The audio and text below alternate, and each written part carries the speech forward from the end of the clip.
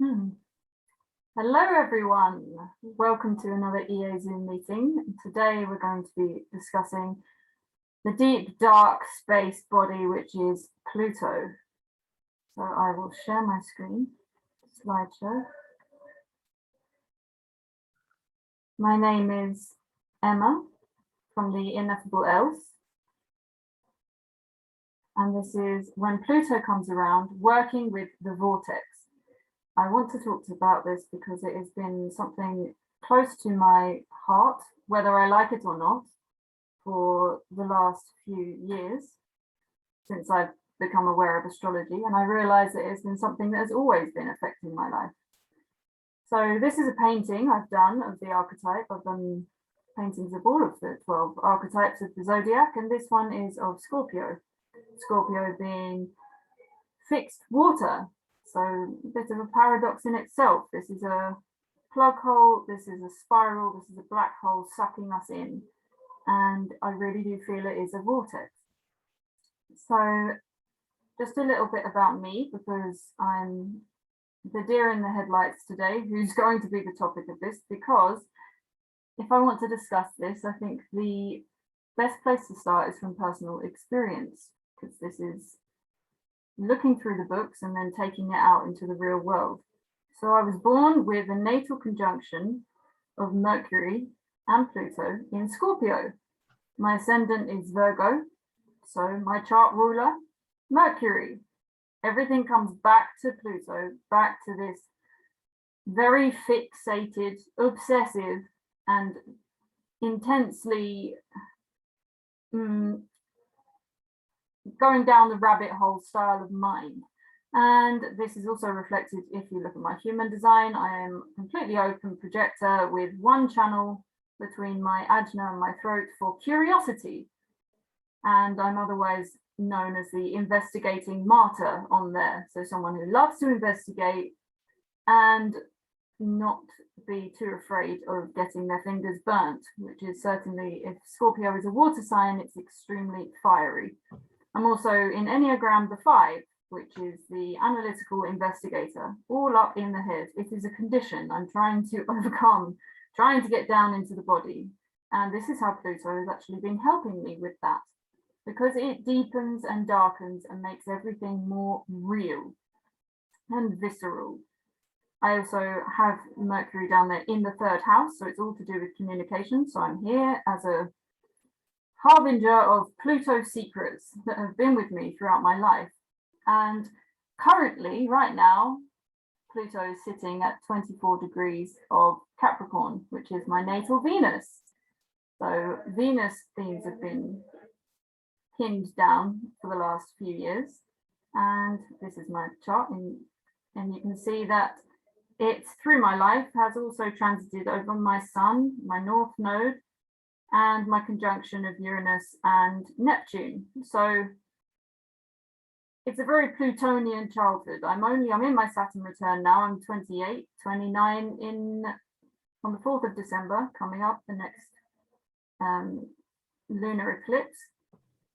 And it's a pretty intense start to life. So just before I really dive in and start using a lot of flamboyant language and talking about things in a very flippant way, which the Gemini South Node likes to do to me, but it can be very playful. But I want to just say a disclaimer, and that is that we must accept and embrace the mystery of astrology.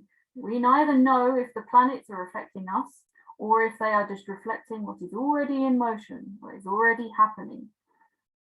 However, you can choose to be empowered by astrology rather than controlled by it, and to have everything up to the highest evolutionary potential that it has within it, and not just to think, oh, well, I'm an obsessive person and that's me for life. Well, how can I utilize that in a beneficial way? And accept the evolutionary principle. No one is a finished article, and no one is completely done. Like, it's all still in motion, and these things will come round again. But as Sue pointed out before, probably not the same conjunctions I've been having with Pluto. This is not something that happens too often in a lifetime, and I really wanted to really celebrate the fact that I've had all of these close conjunctions head on with Pluto the last few years. And this is just my little life lesson that I picked up on. The 3 keys to live in greater contentedness is accepting change, forgiving everything, and living in gratitude. Wish I could live up to these 3 principles. I definitely try to every morning, but these fundamentals should all be comprehended to some extent before engaging with astrology. Of course, then I stub my toe, or I'm too analytical, or I'm too fussy, and I say that's my Virgo this, and oh, that's my Mars in Cancer. But this is where we can now play. So yeah, Pluto conjunct Mercury. I really relate to these characters. Is a British TV series called The Detectorists with the actors Toby Jones and Mackenzie Crook, and they both have this conjunction natally. This is set in the countryside of Essex, and they're hunting for gold. They never really find anything, and they don't seem to care about the lovely nature around them or the beautiful women that come into their lives, because they are searching for this one thing that may or may not exist from hundreds of years ago. And they're fixated, and this is the deep dark space of Pluto meeting the flighty, really in your face all the time Mercury. It's the deepest planet that we have and the thing closest to home. And also 3 presidents had it: Abraham Lincoln, George W. Bush, and Bill Clinton. And Pluto is this pressure cooker, this vacuum cleaner, toroid field, refiner, deepener, carries the tension of opposites, necessary frustration. Look at the faces of these men and you see something of how I feel most of the time. Fixation and obsession. And then this toroidal field below that image, that's the kind of suction. And it's this feminine principle of penetrating through suction. So it's very, it's an oxymoron. I really got into looking at my chart in this way after reading Cosmos and Psyche by Richard Tarnas, and he is just phenomenal. This is a Bible. This is, give it to anyone who has any doubts whether the astrology has any validity or not, because it breaks down in meticulous detail the mundane astrology. It's not mundane, it's very, very interesting, but about everything that has happened just with the alignments of the planets. So this is taking away the zodiac and just saying, when the Earth is here and it's in a square with Uranus and Saturn, the 1960s happens, or the 1930s happens, and it repeats itself throughout. And he focuses on oppositions, conjunctions, and squares, the hard aspects. And he illustrates how these different archetypes come into play with each other, the evolutionary potential of Pluto, the revolutionary potential of Uranus, the control and structure of Saturn, and when these things all bump into each other, and we are in the middle of all that. And I decided then that he focuses on the outer planets, which affect us all, so I focus on what's happening to me. And what is happening to me is that all of my planets are being joined in conjunction with Pluto, and I've really focused on the conjunctions that are almost to the exact degree, just because my life has not even been that long, and I can really pinpoint things to exact ages, and it's very, very curious for me. And these first, apart from the natal conjunction of Mercury, I had the Sun conjunct with Pluto, and it was exact when I was age 7. This is me, very tired, very distressed little child. And then it was conjunct with my North Node when I was 11 in Sagittarius. Now I'm always dancing around this thing between Scorpio and Sagittarius. Sagittarius wanting to be optimistic and full of life. Scorpio saying, yeah, but let's look at the dark and look at the death to evolve these things. I see that now, aged almost 29, but when I was that age, I described 2003 as the worst year of my life when I was age 9. And I was in utter hopelessness, paranoia, self-consciousness, hiding in the toilets every day, crying. I had intense shame. My family life was a bit difficult, definitely in terms of communication, there was none, but not to equate to the level of trauma that I seemed to experience. And I had lots of meetings with teachers. What's wrong with you? What's wrong with you? Just this terrible feeling of taking everything personally. Used to be very confident, much more shiny, Sag. And then when Pluto knocked on that point, it was so tender and way too sore. And then I decided, I don't remember much from my childhood, but I remember these specific thoughts and things that I wrote down at different moments. And one of the things I said was, when I go to secondary school, I would be transformed into someone else, not me. And it's funny because my initials actually spell the word else. Emma Louise Surtees Eltringham, somebody else. So for a long time, I got lost after this. My self-integrity and confidence was tested by Pluto, and my undeveloped Sagittarius was crumpled. And I decided that I would just turn into someone else.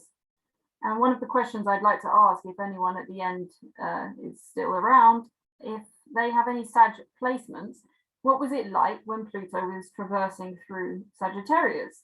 And did you feel different triggers? Or did you feel different things being empowered? Because I think Pluto interacting with Sagittarius is a wonderful thing, but as a child, it was way too much. So there I am, just masks and layers of facade and ego development and perfecting my grades in school and lots of image, and Facebook comes along and it's just a terrible thing for me, you know, to hide behind. And the Scorpio energy was always there knocking on me in the mind saying, no, I don't want this superficiality. We need to go deeper. And I was skittish and flaky. I didn't have a solid group of friends. I was always darting between people, trying to avoid the discomfort. Developed a lot of codependent enmeshment with people, but again, that didn't go very deep with people with a similar problem. Very low self-esteem. I was depressed and bitter. And in spite of that, I did develop in other aspects, and between the ages of 13 and 23, I went to university and I studied textile design. One of the things they asked me to do was, please look into your life and see what inspires you and come up with a color palette. I was studying fashion and textile design in Chelsea in London.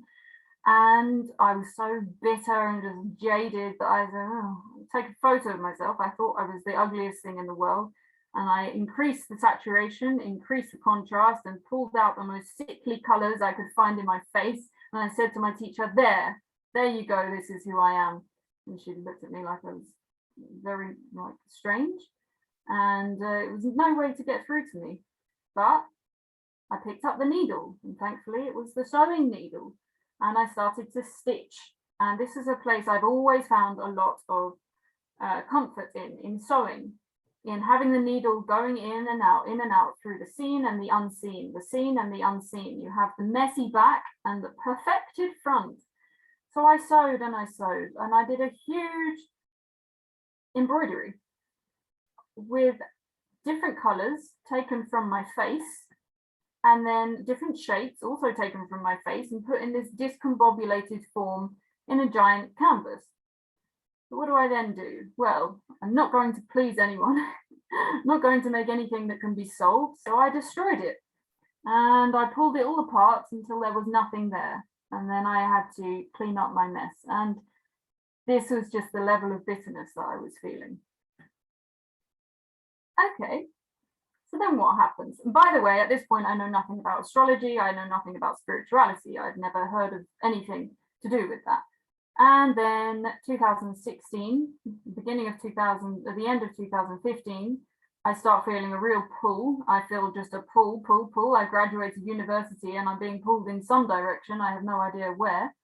And these are all of the transits of Pluto moving through Capricorn. And I have a stellium in Capricorn, so this was going to be big. This was a turn on.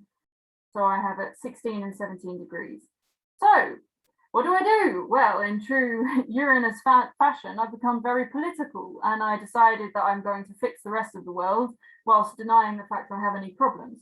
So I go down to the office of a man I was watching a lot of on YouTube called George Galloway. He's a very famous, amazing, and terrifying politician who confronted Tony Blair and George Bush against the Iraq War. He was a raging communist and he had a plan to kill the bankers in London. And I was very curious about this. And I started putting on some events, and I started saying I was going to house people. You know, again, it's all in Capricorn. It's all about how you secure people and keep people safe. And but I was skittish still, and I didn't want to address any of my own problems. And I announced on the microphone at the beginning of one of these events, if this man does not become the mayor of London, because that was his campaign, I'm going to just F off and leave the UK. So poor old Galloway, he does leave, and I moved to Portugal. And this is where I get introduced to astrology for the first time. Very impressed by the sound of Sagittarius. Very nice words being thrown at me there, optimistic and full of life and idealistic and popular and all these things that I seem to have denied when I was about 7. And I was working as a seamstress, sewing, making shade for a transformational festival, all about deep transformation.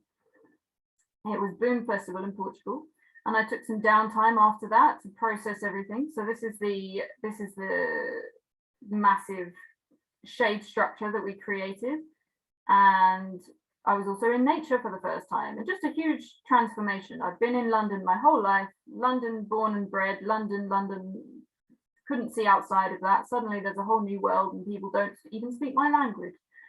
So very humbled by this whole experience. And I was then having very intense dreams, and I started dream journaling again and focusing a bit more on myself instead of just always external. And I came back to London with new eyes, and I started changing myself slightly, changing my diet, changing my perception, and becoming a lot more joyful. I studied esoteric knowledge, and I went to Costa Rica and I did a similar thing, making shade for festivals. That's what these are. And then I was introduced to human design. This is then in 2017, again, feeling so many pressures all throughout this time to just act and do. And my word, you've been wasting your life. Let's do something. And you've also just been lost in other people. So why don't you just, like, you don't need a middleman to connect you to God or to the divine or to whatever that is. Why don't you just dial him up? So I had a meditation one morning in Panama, and I decided, oh, it's 1st of April. Wouldn't that be funny to get married to the universe? So I put my mosquito net on my head and I decided I was going to have a ceremony. I drew this picture in the morning and then I made it happen.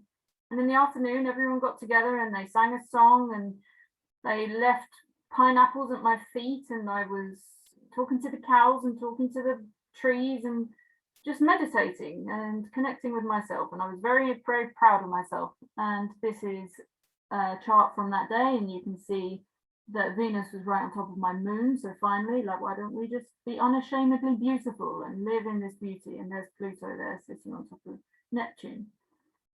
And it was wonderful, and I was very joyful, and I was creating a lot of art at that time. I did this on the plane on the way back, and it was coming out of my fingers, the amount of art I was creating. So this is the next phase of the conjunctions coming through, and I had my ceremony, got married to the universe. I then went to Canada for 6 weeks, and I was in a state of being with new people, but actually wanting the heart connections to continue and not running so much. I started meditating much more deeply, and then I had a feeling, after sort of being very celibate and deciding I was married to the universe, I didn't need anyone else. I just sort of felt in my heart one day, very much from the heart, well, if I have a soulmate, if I have another half, if you exist, I'm here. So I get back to England, and then I get invited to a gathering, a raw food gathering at the top of a mountain in the Pyrenees. And during that moon cycle, I meet Ricardo, who is now my partner. I met him, and that was 4 years ago. And he has Pluto conjunct the midheaven in Scorpio. And I asked one of my friends at the time, I said, well, I can't really work him out. And he said, I think he's a demon. I think he's a demon. And I got closer to him, and then I saw more about his chart, and I realized that he's carrying that unashamed Plutonian energy that doesn't, again, he's a Scorpio Pluto generation. It just doesn't ask for approval. It just is, and he can't help it. And he's got 4 things in Capricorn, pulling all of that Capricorn potential out of me to get a backbone. But I was terrified, and I ran away from him between the 18th of October and the 7th of December to process, which was hiding. And I was continuing to have very vivid dreams, and I waited until after the 25th birthday so I could go and meet him. And I ventured to Madrid via hitchhiking. I got abandoned in the middle of the street. And then another car picked me up and saved me, took me to a bus station, paid for my bus ticket, and I managed to. It was almost like everything in me was trying not to get there. But I did get there, and life did get real, and it did get serious, and in a good way. And he taught me everything I know about life, more or less. And these are my intestines, this is my brain, this is my heart, this is a volcano, this is addressing all of these parts of myself.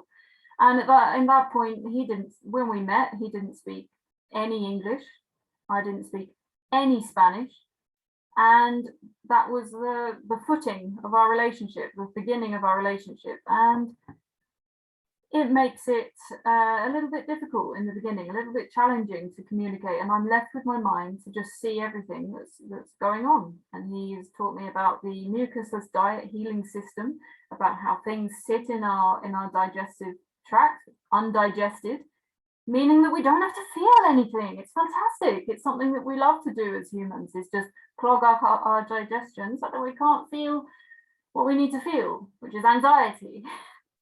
So I started feeling into my digestion, and I felt lots of concrete. I felt the concrete of London cemented in my digestive tract. And I started eating much more healthily. I had some colon cleanses, and I just started taking health seriously for the first time. I looked at my liver. I spoke to my liver. This is my liver flying into the stars, trying to become one with the stars, feeling very much matter. And there's my wound in the bottom, a little bleeding thing. A lot of onion symbolism as I felt myself peeling back all these layers and feeling how much it stunk. And it was a wonderful, wonderful experience. And he knew very few words, but the few words he said to me were extremely direct, extremely potent, and filled with love. And it was a wonderful experience to confront death while still being alive. So here I was shaking off the frame. This comes from Ram Dass, who says about, I think it was his guru said to him, we'll just kick the frame. When we die, we're kicking the frame. So I said, she's kicking the frame, and yes, it's appropriate to laugh at the death rattle. Ram Dass spends a lot of time with dying people, and he made this comment that, why can't we normalize death? Why can't we bring death into part of life? Why can't we accept the fact that it happens all the time, so it's not such a terrible shock when we lose someone? So I was feeling into all of these things throughout that time. This is then drowning, drowning in what it is to be a woman, and addressing all of the feeling of just evolving what it means to be a woman within my own consciousness. And this is a friend of mine that I saw swimming in the Atlantic, and I just remembered that, and I made an embroidery. Embroidery is such a great way to communicate slowly and steadily. So I said here, this is my little lesson so far from Pluto. Pluto is about deepening, emphasizing, and enriching archetypes it comes into contact with, and breaking down sticky concepts that stick in the mind. And resistance is futile and very, very painful. And I've been taught this by my partner, who I'm still with now, and it has been an incredible journey together. And it's funny how Pluto really makes you look at yourself in so much more of a deeper way, and it's so happy for you. And here I am, going back and doing this inner child work, working through my helix, and going back to the little traumatized child, saying, you're okay, you've got it, you don't need to be so sad. And it was a really emotional experience, and just bringing her back together and putting her on paper was very, very healing. And also, this is me on stealth, a photo of me on stealth, which is a terrifying roller coaster, because I was also very terrified of everything. And Scorpio is not scared of anything. So it was like I was shown the darkness of things at such a young age. And this happens to a lot of children. They see spirits, they see dark things, and no one else believes that they see them, or there's no explanation for it. And then the fear is increased, and then we just live in fear. So this is me, eyes closed on a 12-second ride in Alton Towers or wherever, and I burnt that as part of the Pluto process. It just felt right. There was so much of a pressure to just do things actively that I could see it and believe it, that things were going to change for my consciousness. And this is also me wanting to cut the cords of past sexual trauma. So again, a really big embroidery there, and the little scissors at the bottom saying I'm going to cut these cords with the past, and stop being so hung up on the past. It's very interesting, the dynamic of Pluto, deep space, and then Uranus, which is future potential, and Neptune, which is way far out. So it makes it much easier to let go of the past, because it's just boring when you've got so much ahead of you. And I did this while I was traveling, living in a tent. We were moving around a lot, moving all through different parts of the British Isles, through Ireland, and through the Canary Islands. And I was stitching. Stitch by stitch, I felt closer to me.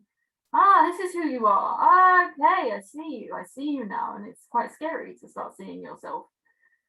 And this is then an enormous this is an enormous collage of my old Pokemon cards that's about 2 meters in diameter, and it is my astrological chart. So I put all of the green are the earth, and the red are the fire, and the blue are the water, and the air is purple.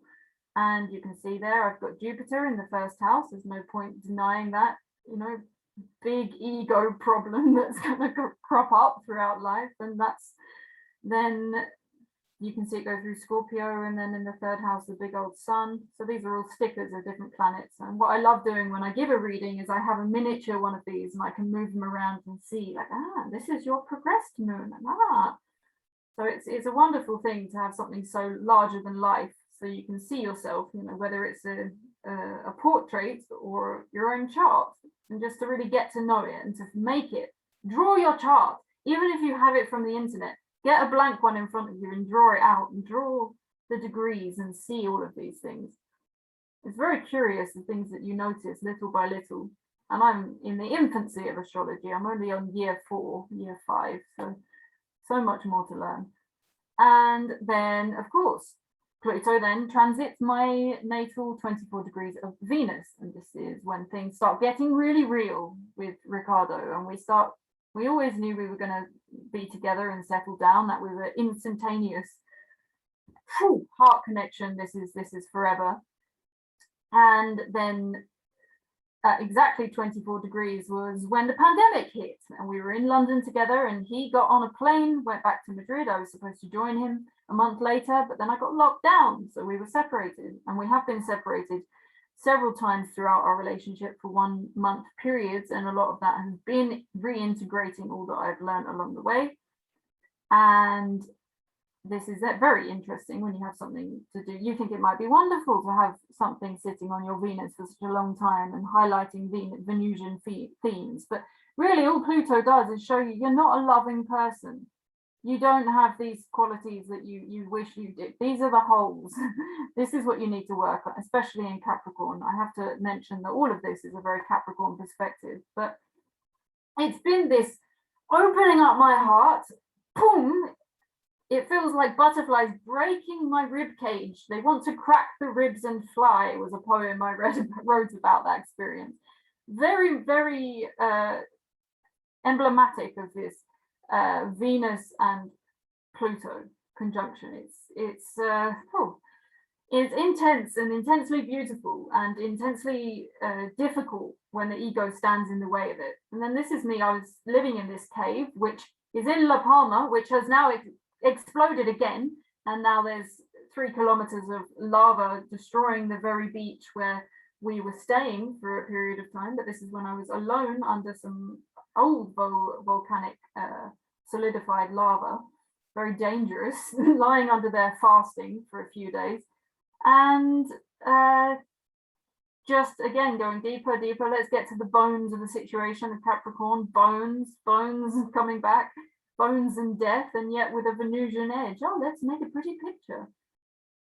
So yes, this is Ricardo, wonderful. You can see he's absolutely amazing, gorgeous Virgo moon and Aries sun, but Scorpio midheaven and Pluto conjunct the midheaven and quadruple Capricorn on his ascendant. He is not afraid of being direct and facing challenges, and I've been called to arms by him being my other half, and we had experienced the Brexit drama together, and we had to make a decision about where we were going to live, the location of our, actually to choose something and not just be a floater, and at the same time as my Saturn return, shifting values all the time, shifting what my priorities were, and appreciating peace after being travelers for so long and exploring so many places and being very uncomfortable and always being given a new identity because I never saw the same people. It made it very easy to let go of a lot of identities, a lot of ideas I had about myself, which I was already I'd already been very used to shaking off identities all throughout life, having different egos, having different labels slapped on me and slapping them on myself. And we had the transformation of my ideas of what a relationship could be. This is Pluto Venus is saying, like, you don't know what a relationship is. You've seen some stuff in films and you've tried to assimilate that into your relationships, but it's all image. You're not actually getting to the nuts and bolts of communicating. And then also pulling apart my poor old parents in how they relate to each other. And the thing with Scorpio and Pluto is it always makes us face the uncomfortable truth. And it's very funny when you look at these three features: having sex and pooing and dying. You can't use the F word, you can't use the S word, and you can't say die, you have to say passing away. So these are all themes related to Scorpio and Pluto, but they all have untapped Venusian potential. If you look at sex, we have sacred sexuality, we have divine, beautiful dance with the creative energy and what we can bring into manifestation. And when it comes to the toilet, it doesn't have to be something riddled with shame. There is actually a lot of potential with human manure. We can use that to fertilize plants. It's not actually waste. And also just to not be ashamed about the body, about the noises and the smells and the liquids and the things that it creates. And dying. Everybody passes away. This is a wonderful, beautiful part of life. It's just amazing. And it seems to me to be such a shame that it comes and is treated with fear. The people around are very scared about what's happening. There's no network. There's not the, at least in my culture, there hasn't been any way of dealing with it that seems to be integrated into life. It seems to be, oh my goodness, a great big full stop. How sad. And let's just try to avoid that. When it's something you can integrate death into life, especially if you're able to allow parts of you to die every day.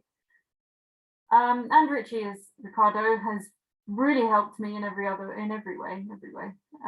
He helped me to do a teacher training course in London just before the pandemic, and he was encouraging me to value my skills and my communicative capacity. It's very funny that I found I have this communicative capacity after it being the last thing I could possibly do. I always had musician boyfriends and musician friends and people who would be able to communicate very well, and I would be in the background. And then through Pluto kind of shining a light saying, do it, okay, then it all comes out, these untapped skills. And I think that's a beautiful potential for Pluto. And yeah, we were separated by the pandemic, and then I came back to Spain on the 4th of July, which was coinciding with one of those days when Pluto was becoming exact. And then we spent Christmas together on a deserted Canary Island beach last Christmas, really deepening our relationship and reaffirming our shared values. And these are us in London and in Spain, talking in video call. And then this summer we did the Camino Santiago together for a month, walking on my little legs, which are, you know, the thing with Sagittarius and Capricorn is these are ruling the hips and the legs. You think about a goat, and as much as use astrology as an excuse not to act, I can't look at those things and say, oh well, I'm not like a goat, because it's there in my chart. I have that potential. I can't say, oh no, I'm not a walker, no, I'm not a mountain goat. Yes, you are. And I found that I could do that. It took some practice, it took some determination, it took some kicking myself up the arse, but I did it. I walked 800 kilometers all across the north of Spain, from San Sebastian to Santiago, which is the equivalent of walking from Spain back through across France to England. And there we go. Finally, my exact Pluto conjunctions are winding down this month on the 29th. That is until March 21st, the equinox of 2031, when Pluto will come back and meet up with my natal Saturn. But as this has been a very Capricornian period of my life, with Saturn return as well, I feel very, very comfortable with Saturn. And also it's Saturn in Aquarius, which is, I think, a wonderful thing for us to experience, because even this, what we're doing now, these Zoom potentials, this is all very revolutionary, and a wonderful way to break through these boundaries, because one of the biggest boundaries we have is in confronting these ideas of sex, death, and excrement. So yeah, here are some photos from me with an enormous bag, and it's that thing, you know, why are you covering so much stuff? What have you got in there? What are you bringing all this baggage with you? It's not healthy. And there we are, eating healthy food, and me becoming more of his equal, and being able to look at him and say, you know what, I can stand, you know, out of his shadow and stand alongside him, as big as a mountain. And this is a painting that I did of us together, and it's one of these things where I was, you know, this is what I want to be able to aspire to. And it's been little chipping away day by day, and overcoming all the niggles and the parts of me that really want to run from relationship, really just want to be alone, like want to hide. And relationship has been the thing that's pulled me out of myself and left me completely naked. You know, I feel no fear in talking about this with the internet, because it's all day, every day, I'm being shown myself, and shown my lies. And we are, if not necessarily compulsive liars by choice, society, it really teaches us to deny things, and it's very easy to not see things we don't want to see about ourselves, both good and bad. So here we are. This was last summer, just when we were in Granada, just our most favorite place in the world, and we're getting there little by little, but the biggest thing standing in my way is me. So yes, I'm not sure, I feel like this is motor mouth, but we do have time for questions and I can go back over things. But this is the Instagram. I have Patreon, YouTube, which he has encouraged me to set up to talk about all of this stuff and not be afraid. And it's funny to see, it was 1 year ago I started making videos, monthly forecasts, and I was very posed and composed and nervous. And just in 1 year, it's so interesting to see how big of a change you can make in different areas. And I feel like with music and with watching yourself and listening to yourself back, even if you don't share it, it's a great way to see how you progress. Like journaling has helped me so much with this. And yes, if you'd like a reading, you can also send me an email. And we have a website, that's it, ineffableelse.com. So yes, I have Geraldine or Sue, do you have any questions? Emma, that was awesome. That, I mean, it's very interesting to see how you've put it all, how you've put it all together, analyzed it in true Virgo fashion, and gone even deeper with the Scorpio, and then presented it to us. It's very nice. Thank you. The Scorpio and the Virgo axis, they are never satisfied. There's like something that will just never be satisfied, and it's infuriating for anything else outside looking in. But that's exactly the hunger that keeps us moving when these archetypes are engaged. Right, and they feed each other, which is great. Yeah. Awesome. Thank you so much. Do we have any other questions? If you do, go ahead and unmute.